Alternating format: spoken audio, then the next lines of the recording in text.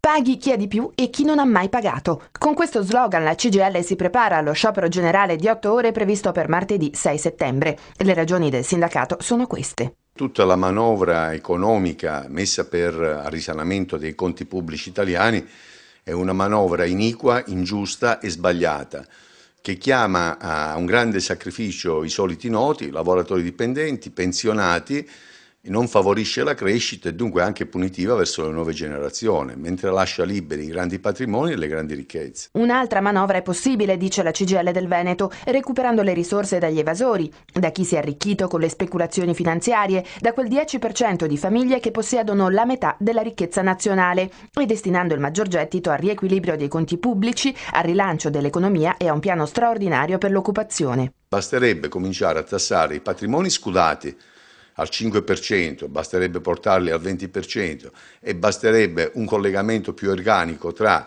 ufficio delle entrate e i registri sulle proprietà immobiliari per capire e colpire davvero l'evasione. Il punto vero è che in questi anni invece siccome si è proceduto con condoni e premi agli evasori, di fatto li si è premiati. Oggi con questo gran parlare di carcere per gli evasori, secondo noi è solo una manovra propagandistica, tant'è che nello stesso disegno non viene prevista nessuna entrata certa come posta in bilancio. Intanto l'autunno in Veneto non promette novità positive. I fatturati delle imprese sono in calo, così come gli ordinativi e la domanda interna.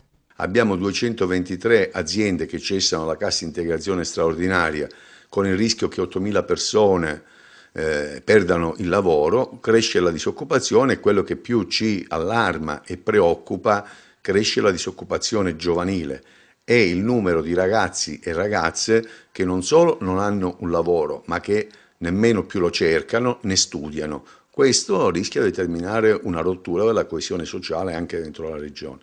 Martedì dunque lo sciopero e la manifestazione regionale a Mestre con la partenza dei cortei alle 9 dalla rampa del Cavalcavia e il comizio alle 10:30 in piazza Ferretto.